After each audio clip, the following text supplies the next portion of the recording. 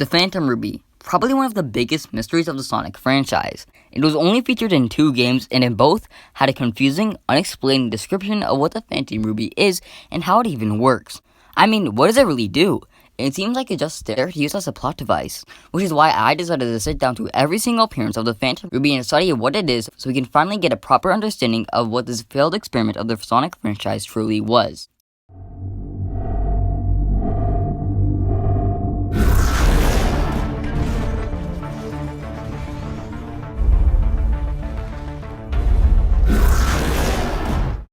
If you didn't know, all appearances of the Phantom Ruby is Sonic Mania, Sonic Mania Plus, the Sonic Forces Prequel comics, Sonic Forces Episode Shadow, and Sonic Forces all in chronological order. So how about we start at the beginning with one of the best Sonic games, Sonic Mania. Just like Sonic Forces, Sonic Mania's plot revolves around the Phantom Ruby. In the first cutscene of the game, we learned the first 2 powers of the Ruby.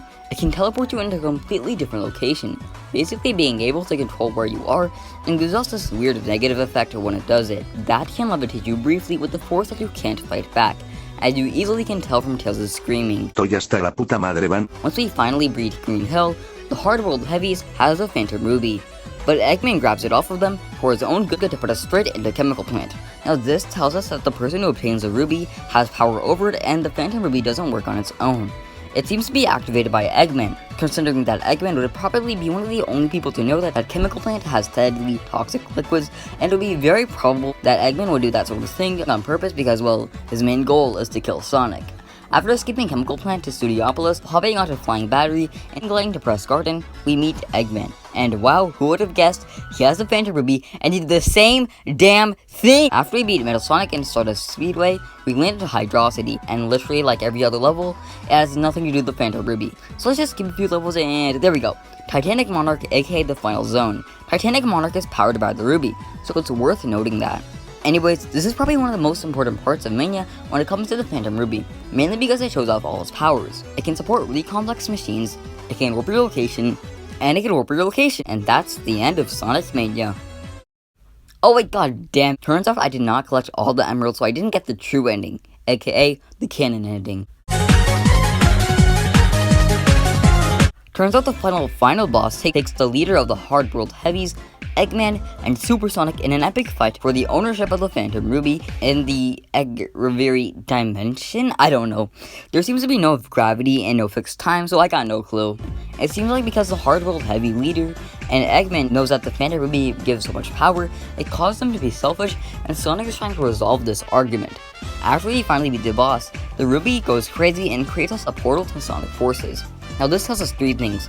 1, the Ruby can change dimensions, as we see twice in the true ending. 2, the Phantom Ruby can change time, because the events of Sonic Forces happened in the future. And 3, it can make portals, just like the one in Titanic Monarch and the one in the true ending. Now we move on to Sonic Mania Plus, and if I'm gonna be honest, despite Sonic Mania Plus being after Forces, it's the exact same. The Phantom Ruby has the same exact abilities and brings pretty much nothing new to the table. So let's move on to Forces.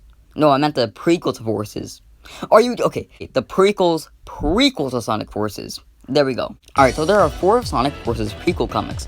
3 of the 4 actually has a Phantom Ruby in it, so let's give that a look. So let's start with Sonic Forces Rise of Infinite, mainly because that's the first one that comes in the timeline. To sum it up, Eggman discovers a Phantom Ruby that randomly crash lands on his doorstep right when he needs help in designing his robots. Now either Eggman has extreme mental health problems, or this iteration of the Phantom Ruby is very different. Basically, when Eggman first touched the Ruby, he saw everything he desired, such as Eggman Land and Eggman Land. When he drops it, his vision vanished, causing Eggman to conclude that the Phantom Ruby causes hallucinations. And like every villain, he exploits it to his advantage by using Infinite, a person who was once good but now tired of being good, as his test subject. And that's where that ends. And next is Sonic Forces Stress Test. This shows us pretty much nothing about the Ruby. Well, I mean, there is one panel that can give us something, and that is that the Phantom Ruby's power level beats the Master Emerald.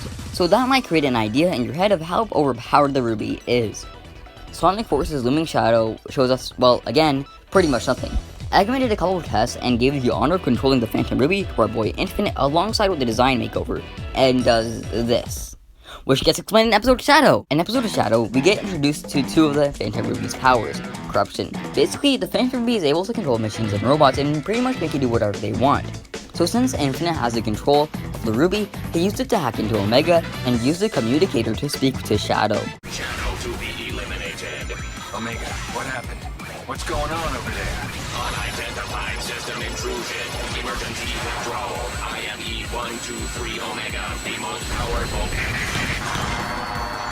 This supports my idea of the iteration of the Phantom Ruby being a more advanced version, because both Eggman and the Bald Heavy Leader could have easily used the Ruby against the other opponent to malfunction their machine. The second ability of the Phantom Ruby is to temporarily disable people into a fake reality. We were shown this after we beat the Green Hill, and it turns out that we weren't in Green Hill, and we were just disabled the whole time. I didn't expect to see you come back alive, but you must admit, it was a truly wonderful show, wasn't it? And that's pretty much all that goes for the Phantom Ruby in episode Shadow. Now let's end this off with Sonic Forces so I can finally get this video done with. First, to get something out of the way, let me explain all the rubies and the story because it gets quite confusing. Alright, so Eggman has the original Ruby. After noticing the extreme power levels, he decided to create multiple prototypes for testing. Eggman gives one of the few prototypes to Infinite for half the game. After a lot of testing, Eggman eventually creates the final prototype for Infinite, but still keeps the original for himself. But because the final prototype was already finished, Eggman disposed of them. Luckily, the Avatar finds one of the prototypes and uses it for the upper hand.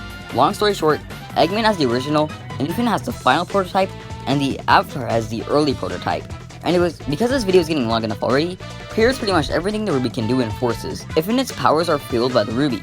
The Ruby can create virtual realities that might seem real, but they're not. When you're walking on the ceiling, you're actually walking on the ground.